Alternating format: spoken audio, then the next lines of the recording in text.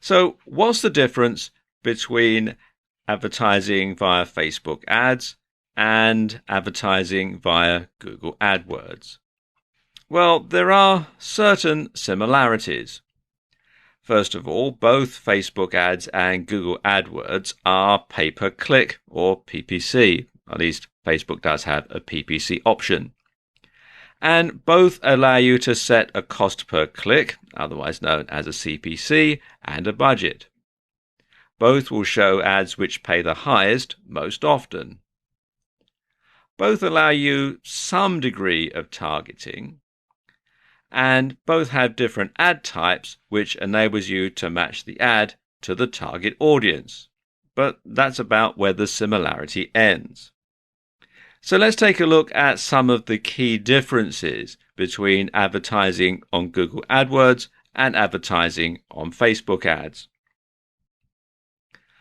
Now, when someone does a search on Google, AdWords ads are shown in the SERPs, that's the search engine results pages, and they're generally shown down the right-hand column and sometimes across the top of the results. And you can see they usually say ads or sponsored results.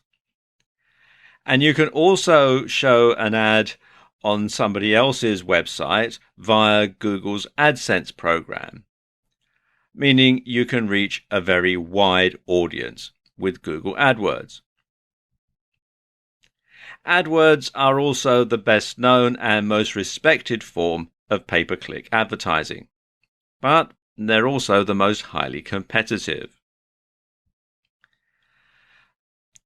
Facebook ads, by comparison, are seen only on Facebook and Instagram now that Facebook has acquired it. So it's not so wide an audience, so it's not as expensive. Well, most of the time anyway.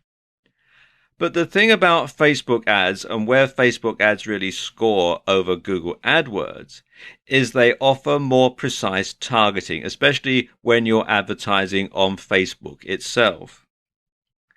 Now, let me give you an example of how this works. Let's say, for example, you have a store selling wedding dresses. You can set it up so that only women who list their status as being engaged and live within a certain distance of your bricks and mortar store are going to see that ad. Nobody else will.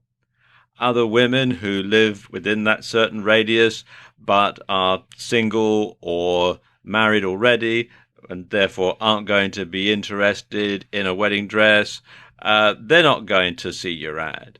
Likewise, women who are engaged but live further away than the distance that you've set, and therefore it's too far for them to go and pay a visit to your wedding dress shop, they're not going to see the ad either.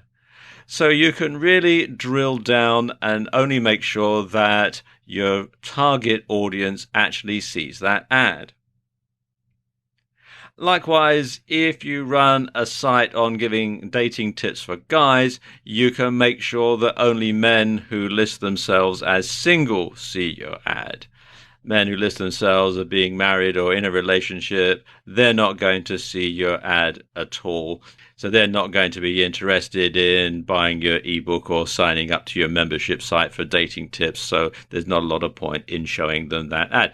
And this is where Facebook advertising really scores, is because you can really zero in on a very, very specific type of person. Your ideal customer, you can decide what he or she is, and then you can make sure that only those people who fit the very narrow criteria see your ad, and therefore they're more likely to buy your product or service, and you're more likely to make a successful sale. That's the sort of thing I mean.